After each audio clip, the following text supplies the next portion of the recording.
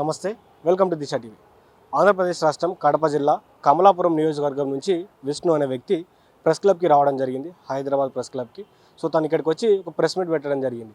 ఎక్కడైతే తన నియోజకవర్గంలో జరుగుతున్నటువంటి ఏదో ఒక సమస్య మీద మాట్లాడుతూ ఒక మీడియా ఛానల్కి ఇచ్చినటువంటి ఒక ఇంటర్వ్యూలో తను చెప్పినటువంటి అంశాల మీద అక్కడ ఉన్నటువంటి ఎమ్మెల్యే హట్ అయిపోయి తన అనుచరులు కావచ్చు, తనకు సంబంధించినటువంటి వ్యక్తులు కూడా అందరూ బెదిరిస్తున్నారంటూ తన ఒక ఎక్స్ప్లెనేషన్ ఇవ్వడానికి అయితే రావడం జరిగింది. సో మాట్లాడేటువంటి ప్రయత్నం చేద్దాం విష్ణు గారితో. అసలు ఏం జరిగింది, అసలు ఇష్యూ ఎక్కడ మొదలైంది, సో వారిని ఏమంటా ఉన్నారు, వారి కుటుంబం అన్న ఆయన ఏ విధంగా ఎక్స్ప్లెనేషన్ ఇవ్వదలుచుకున్నారు కూడా అడిగి తెలుసుకునేటువంటి ప్రయత్నం చేద్దాం.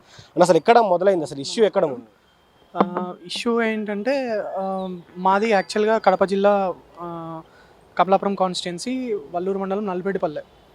మాకు మా తాతల కాలం నుంచి వస్తున్న భూముల్ని మా నాన్న చిన్నళ్ళ పేర్లపైన ఎక్కించుకోవడం కోసం ఎన్నోసార్లు ఆఫీసులకి తిరిగి అధికారుల చుట్టూ తిరిగి మా నాన్న age wise almost 74 years 73 years అప్పుడు కూడా ఎన్నోసార్లు తిరిగినప్పటికీ ఈ డబ్బుల ప్రస్తావన వచ్చి డబ్బులు తీసుకోవడం జరిగింది, అడగడం జరిగింది.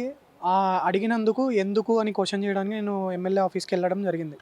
ఎమ్మెల్యే ఆఫీసులో మా సీనియర్ నాయకులు ఆయన పెద్ద ఆయన ఎక్స్ప్లెయిన్ చేయడానికి ట్రై చేసినారు. ఇది గ్రౌండ్ రియాలిటీ, నేను చెప్తానులే అని ఆయన చెప్పడం జరిగింది. నా ముందే ఫోన్ చేసి ఎంఆర్ఓకి చెప్పడం జరిగింది. స్టిల్ ఆయన చెప్పిన తర్వాత కూడా మళ్ళీ మా పనులు జరగలేదు, ఏమీ జరగలేదు, సేమ్ యాజ్ ఇట్ ఈజ్ మళ్ళీ డబ్బుల ప్రస్తావన ఏదైనా మళ్ళీ యాజ్ ఇట్ ఈజ్ రావడం జరిగింది.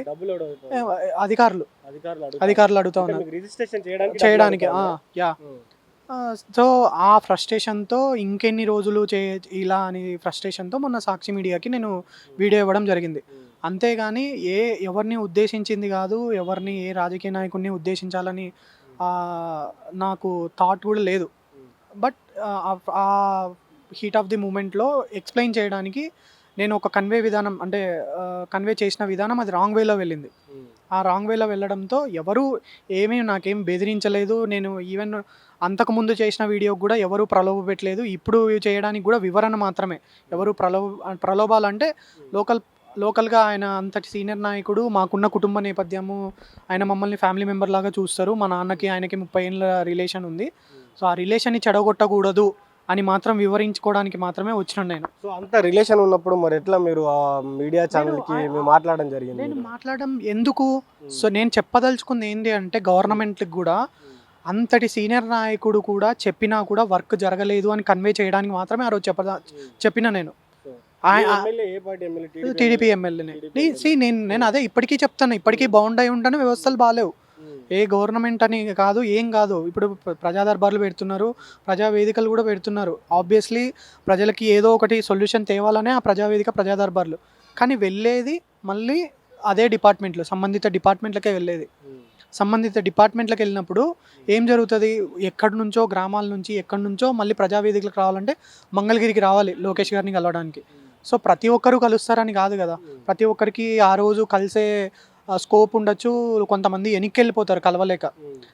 మళ్ళీ ఆ ప్రజావేదికలో వచ్చిన అప్లికేషన్లు కూడా వెళ్ళేది ఎక్కడికి? డిపార్ట్మెంట్స్కే కదా. సచివాలయంకి వెళ్తే సచివాలయం నుంచి సెగ్రిగేట్ చేసి డిపార్ట్మెంట్స్కే వెళ్తారు.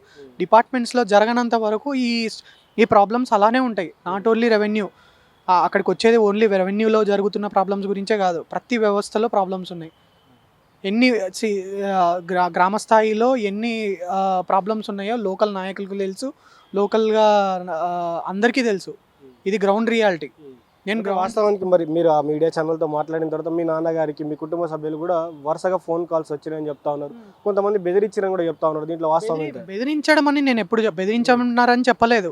ఎందుకు ఈ రిలేషన్ తోటి ఉన్నదాన్ని మీరు మీడియాలో ఆయన అంతటి సీనియర్ నాయకుడు పేరు ఎందుకు ప్రస్తావించడం జరిగింది అని మాత్రమే క్వశ్చన్. అంటే నాకు చేయకోకుండా నా నెంబర్ లేదు కాబట్టి నాకు చేయలేదు. మా నాన్న సీనియర్గా మా నాన్నకు అందరూ తెలుసు కాబట్టి, లోకల్గా పార్టీ మెంబర్స్ అందరూ తెలుసు కాబట్టి ఆయనకు కాల్స్ వస్తున్నాయి. నేను ఇంతటితో ఆపేద్దాము, ఆ కాల్స్ కూడా అవసరం లేదు.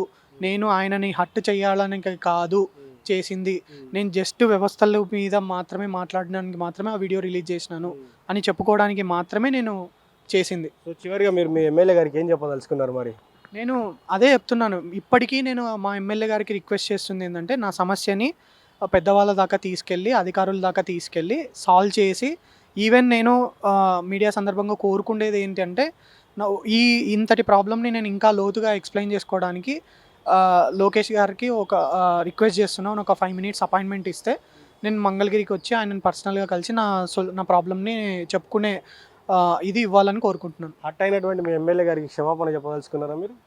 నేను ఆల్రెడీ చెప్పినాను. నేను అదే చెప్తున్నాను. ఎవ్వరి మనోభావాలు దెబ్బతీయడానికి అయితే కాదు సార్. నేను సమస్యని వివరించే విధానంలో మేబీ రాంగ్గా కన్వే అయింది అంతే. ఆ రాంగ్గా ఒకవేళ కన్వే అయ్యి మనోభావాలు దెబ్బతినింటే నేను క్షమాపణ చెప్పుకోవడానికి ఏం లేదు. పుత్తా చైతన్య రెడ్డి ఇప్పుడు మా లోకల్ ఎమ్మెల్యే. పుత్తా చైతన్య రెడ్డి గారికి క్షమాపణ. యా, పుత్తా చైతన్య రెడ్డి గారికి వాళ్ళ తండ్రి గారైన పుత్తా నరసింహారెడ్డి సీనియర్ నాయకుడు. ఆయనకి నేను క్షమాపణ కోరుకుంటున్నాను. ఒకవేళ నా కన్వే విధానం నిజంగానే రాంగ్ అనిపిస్తే నేను క్షమాపణ కోరుకుంటున్నాను. కానీ అధికారుల మీద మాత్రం చర్యలు తీసుకోవాలి. ఇప్పటికీ నేను బౌండ్ అయ్యి ఉండేది అధికారులు అయితే. Main system fail. నేను మాట్లాడేది సిస్టమ్ ఫెయిల్. ఇప్పటికీ మాట్లాడుతాను. ఎప్పటికీ ఇది నాట్ ఓన్లీ నా ఒక్క సమస్య కాదు, చాలా మంది ఉన్నాయి. గ్రీవియన్స్లో పబ్లిక్ పీజీఆర్ఎస్లో చూసుకోవచ్చు మీరు. పబ్లిక్ గ్రీవియన్స్ సిస్టమ్స్లో మీరు స్టేటస్లు తెలుసుకోవచ్చు. ప్రజలు ఎప్పుడు ఈవెన్ మా ఫ్రెండ్దే 2024లో పెట్టిన గ్రీవియన్స్ ఇప్పటికీ సాల్వ్ అవ్వలేదు. సో అలాంటివి ఎన్నో 2025 అక్టోబరు 2024లో పెట్టిన గ్రీవియన్స్లు ఏవి సాల్వ్ అవ్వవు. సో మళ్ళీ ఎందుకు సాల్వ్ అవ్వట్లేదు అంటే అవి వెళ్ళేది మళ్ళీ సంబంధిత డిపార్ట్మెంట్స్కే. ఆ డిపార్ట్మెంట్స్లో ఇలా ఉన్నంత వరకు డబ్బులు, అవినీతి, ఇదే కరప్షను ఇలా ఉన్నంత వరకు ఏ పనులు జరగట్లేదు. బేసిక్ నేను ఒక ఎగ్జాంపుల్ చెప్తాను మీకు. ఒక సర్వీస్ ఇప్పుడు నార్మల్గా గ్రామ స్థాయి లెవెల్లో మనకు కావాల్సిన బేసిక్ సర్వీసులు కూడా అందట్లేదు అనడానికి ఒక ఎగ్జాంపుల్. మనకి ఇప్పుడు ఈ కాలంలో కావాల్సింది ఏంటి? ఇప్పుడు గ్రామ స్థాయిలో యూత్ కానీ ఎవరైనా యువకులు కానీ యువకులు పోయి బెంగళూరులో, హైదరాబాద్లో జాబులు చేసుకుంటుంటారు. మా గ్రామంలోనే ఫర్ సపోజ్ వాళ్ళు వెళ్తే తిరిగి వాళ్ళ తల్లిదండ్రులతో కానీ ఎవరితో అయినా మాట్లాడడానికి phone at least phone communication is important ఈ కాలంలో. ఇప్పటికీ మా నలుపురెడ్డిపల్లె అనే గ్రామానికి మేము ఎదుర్కొనే ఏకైక అతిపెద్ద సమస్య కమ్యూనికేషన్. మాకు సెల్ ఫోన్ నెట్వర్క్ సరిగా ఉండదు. అది బేసిక్ నీడ్ ఇప్పుడు ప్రజెంట్. సెల్ ఫోన్ నెట్వర్క్ సరిగా ఉండదు. మేము బయటికి పోవాలో, ఒక ఓటీపీలు రావాలంటే బయటికో ఎక్కడికి పోయినా కూడా ఒక్కొక్కసారి కూడా రావు.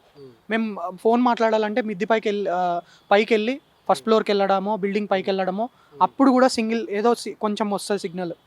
ఆ బేసిక్ నెట్వర్క్ ప్రాబ్లం ఉన్నాయి. ఇంత గ్రౌండ్ లెవెల్లో ఇన్ని ప్రాబ్లమ్స్ పెట్టుకొని సో ఇలాంటివి చాలా ఇష్యూస్. ఇవి ఏవి సాల్వ్ చేయకుండా గవర్నమెంట్స్ నుంచి మాకు ఏమీ అందకోకుండా ఇంకా సిస్టమ్ ఎక్కడ సరిగా పనిచేస్తున్నట్టు నేను ప్రశ్నించేదే సిస్టమ్ని అంతే. నేను ఎవరి రాజకీయ పార్టీ ఆఫ్కోర్స్ సిస్టమ్ ఫెయిల్ అంటే గవర్నమెంట్ విధి విధానాల్లో కూడా మార్పులు చేయాల్సి వస్తుంది. సిస్టమ్ సరిగా పనిచేయాలంటే గవర్నమెంట్ నుంచి విధి విధానాలు సరిగా ఉండాలి. అవి ఏవో ఒకటి ప్రత్యామ్నాయాలు ఎతకాలి. ప్రజల సమస్యలకి పరిష్కారం కావాలంటే ఏవో ఒక ప్రత్యామ్నాయాలు ఎతకాలి, ప్రత్యామ్నాయాలు క్రియేట్ చేయాలి. అది ఏ వ్యవస్థ అయినా. నేను చెప్పదలుచుకుంది అదే. Thank you. ఇది విష్ణు గారు చెప్తున్నటువంటి మాట. వారి యొక్క ఎమ్మెల్యే గారు ఎవరైతే ఉన్నారో ఎమ్మెల్యే గారు కావచ్చు, వారి యొక్క తండ్రి గారికి కూడా ఆయన క్షమాపణలు అడగడం జరిగింది. అదేవిధంగా వారి గ్రామంలో ఉన్నటువంటి సమస్య ఏదైతే నెట్వర్క్ సమస్య కావచ్చు, మిగతా సమస్యలన్నిటి గురించి మాట్లాడుతూ ఉన్నాడు. సో వ్యవస్థలో ఇబ్బందులు ఉన్నాయి. ఎవరైతే వ్యవస్థలో పనిచేస్తున్నటువంటి అధికారులు ఉన్నారో అధికారులు లంచగొండులా తయారైపోయి అక్కడ డబ్బుల వసూలకు పాల్పడి న్యాయం చేయలేకపోతున్నారు. ఒక ఎమ్మెల్యే స్థాయి వ్యక్తి కూడా ఈ పని చూడమంటే కూడా ఆ రోజు నుంచి ఈ రోజు వరకు కూడా పని కాలేదంటే అక్కడ ఉన్నటువంటి వ్యవస్థ ఏ విధంగా పనిచేస్తూ ఉంది, ఎవరి కోసం పనిచేస్తూ ఉంది, డబ్బులు ఇస్తే మాత్రమే పని జరిగేటువంటి పరిస్థితి ఉంది. కాబట్టి ఆయన అక్కడ మాట్లాడినటువంటి తరుణంలో కొద్దిగా ఆయన లాంగ్వేజ్ కావచ్చు, లేకపోతే ఆయన భావ ప్రకటన భాగంగా కొద్దిగా ర్యాష్గా మాట్లాడి ఉండొచ్చు. సో దానికి సంబంధించి వారి ఎమ్మెల్యే గారు కావచ్చు, వారి ఎమ్మెల్యే గారి తండ్రి గారు క్షమాపణ చెప్తా ఉన్నారు. కానీ అధికారులు మాత్రం మారాలని కోరుతా ఉన్నాడు. అధికారులు వారి ఊరిలో ఉన్నటువంటి ఏదైతే నల్లపురెడ్డి ఉన్నటువంటి సమస్య, నెట్వర్క్ సమస్య గురించి కూడా ఆయన మాట్లాడడం జరిగింది. కాబట్టి మరి రాష్ట్ర ప్రభుత్వం ఆ ఊరి సమస్యను కావచ్చు, ఆ ఊరిలో ఉన్నటువంటి ప్రజల సమస్యను కూడా పట్టించుకోవాలని కూడా కోరుకుందాం. చూస్తున్నాను దిశ టీవీ. నేను మీ journalist Srikanth with video journalist Vamsi from press club Hyderabad.